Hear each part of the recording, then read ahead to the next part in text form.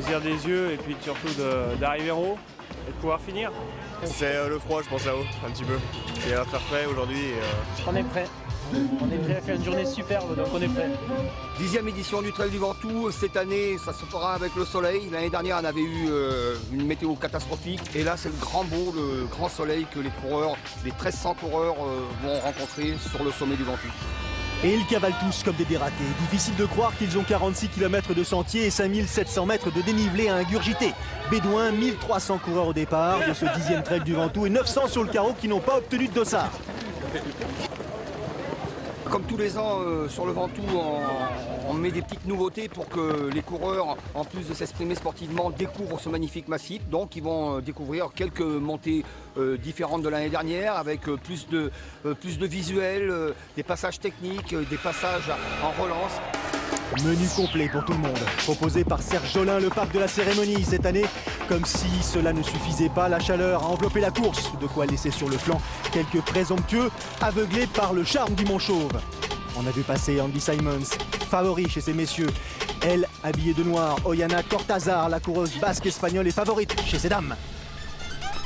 Trail du Ventoux, 10e du nom, a attiré toute la clique des cavaleurs de pleine nature. 26 ou 46 km de parcours tracés sur les pentes du Géant de Provence. De quoi satisfaire l'ensemble des guiboles, à condition bien sûr de ne pas sous-estimer la nature de l'effort.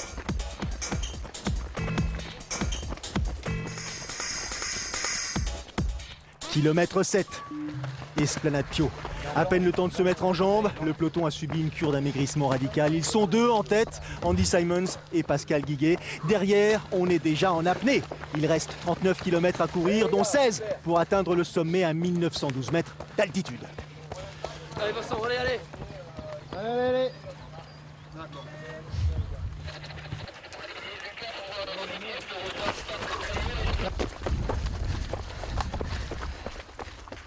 C'est magnifique. Allez Coco. Coco, c'est Corinne Favre, une légende vivante de la course de montagne. Elle est en 2e position. Oyana Cortázar est devant à 1 minute. Maud-Gibert est 3e à 1 minute derrière justement. Brochot, Bizet, ce sont les leaders du 26 km. On arrive à hauteur de la bifurcation qui va séparer les deux parcours. Et pourtant, sur leurs talons, les meneurs du 46 km sont déjà là.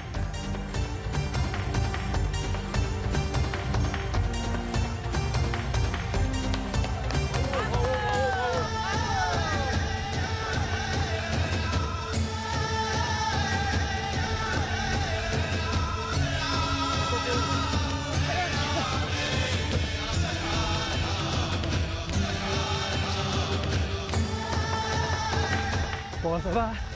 Un peu dur au départ, mais ça va.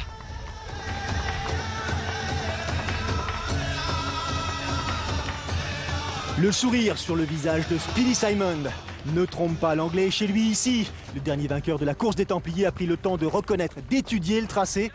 Dans la montée face nord, Simon progresse désormais seul devant. Guiguet a levé le pied.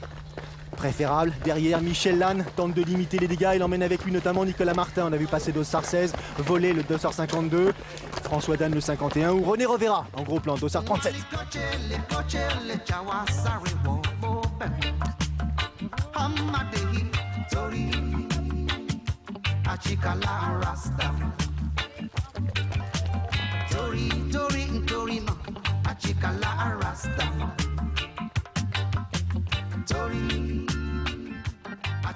Kilomètre 15, les parcours se séparent.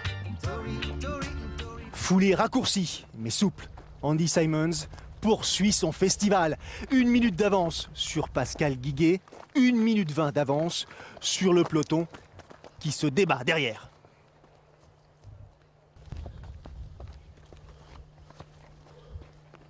Il y en a qu'un qui est parti là. Ouais. Quel dossard, pardon 13.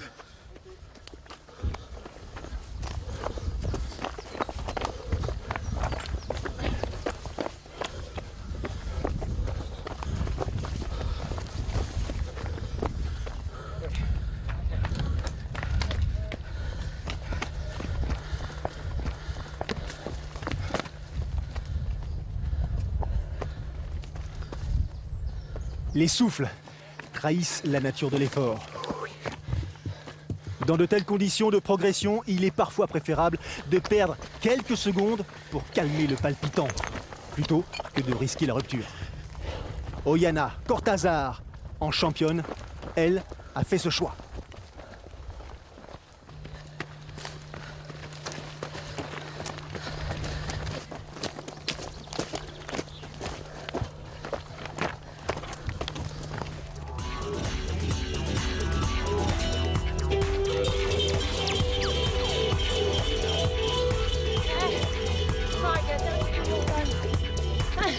Allez ma coco.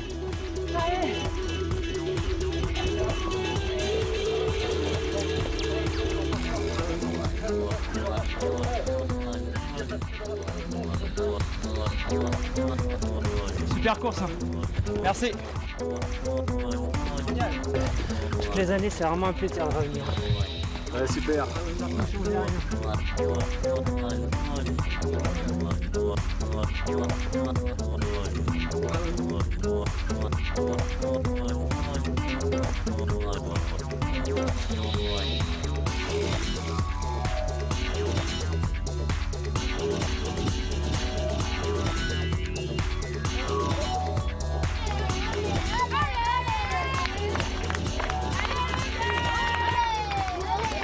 Nickel.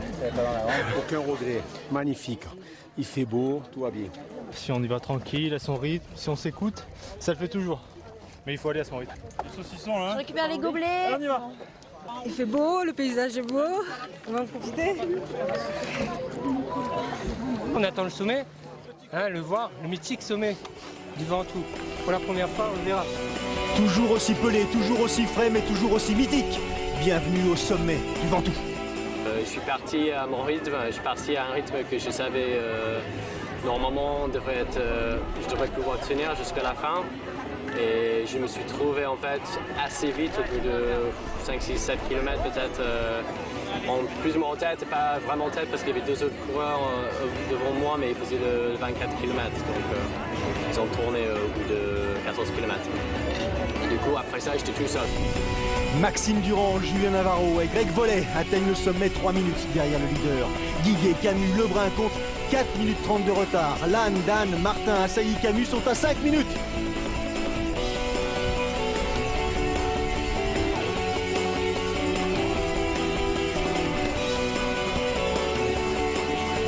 Dossard 22 imperturbable. Oyana Cortázar est la première de ces dames à basculer en tête. C'est beau, je connais le parcours, j'aime le parcours, je sais ce qui allait arriver, qu'il y allait y avoir des montées, des descentes, j'allais avoir ma famille au ravitaillement, je connaissais tout assez bien, donc j'essaie vraiment de maîtriser au niveau de l'énergie et de prendre plaisir dans le parcours. Simon maîtrise, c'est certain. À 13 km de l'arrivée, Maxime Durand, Julien Navarro et Greg Vollet comptent 6 minutes de retard. La descente n'est pas synonyme de récupération, au contraire. Serge Jolin dessine un parcours sans répit, même quand ça descend, ça monte.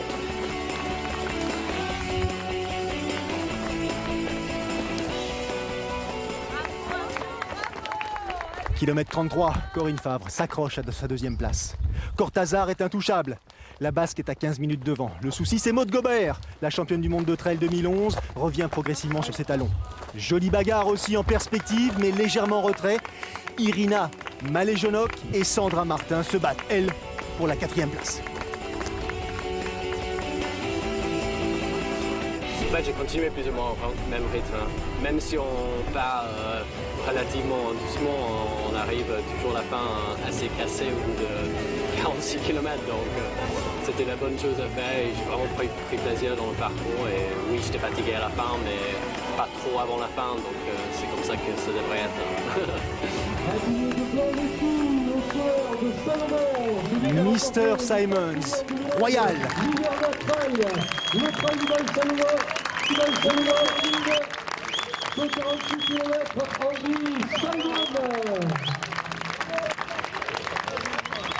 Ça, c'était vraiment les conditions parfaites pour une course de gens.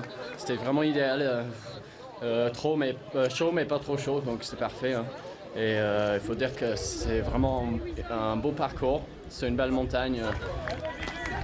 Julien Navarro et Maxime Durand franchissent ensemble la ligne d'arrivée 10 minutes plus tard. On est monté, ce qu'on disait, assez calme pourtant. On est arrivé en tête ensemble avec Greg. Et petit à petit, à la descente, on a lâché Greg un peu loin sur le roulant. Et puis après, bon, c'était tiré à bourre toute la course. Donc, on a dit, on était tellement contents tous les deux de finir sur le podium. On a dit, bon, allez, maintenant on finit ensemble. Et c'est une belle rencontre, encore une fois, sur une course. Et merci à l'organisation, c'était vraiment fantastique. Ah ben super. Quoi de demander de plus, un podium, je m'y attendais pas du tout. J'espérais un top 10 et je finis sur le podium, donc c'est super. C'est une très bonne course et très bonne organisation, top. Le classement chez ces messieurs. Et la première de ces dames, la Basque, pour la première participation à un trail en France, s'impose. Elle, la championne du monde de skyrunning, frappe un grand coup et hisse ses couleurs. Félicitations. No estoy acostumbrada a tan largas. Elle n'est pas habituée à tant de chaleur et aussi difficile la course. Maud Gobert arrive à son tour, deuxième donc, 16 minutes derrière Oyana Cortázar.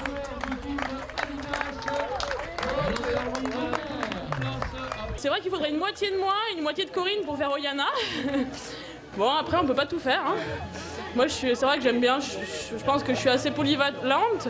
Après, c'est vrai que j'ai géré mon effort parce que c'est vrai que quand j'ai rejoint Corinne, on sait très bien qu'on manque de longueur. On n'avait pas de force dans les jambes, quoi. Troisième place pour Corinne Favre qui participait à la Chiaramenta 10 jours avant. Corinne Favre. Je voulais vraiment découvrir ce Ventoux en pied parce que je ne connais qu'en vélo. Et c'est magnifique, c'est technique, c'est magnifique. Irina Maléjonok, quatrième devant Sandra Martin.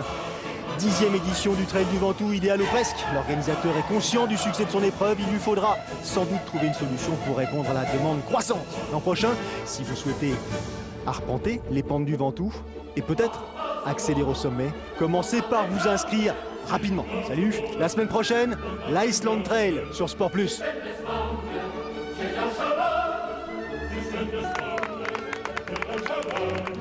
We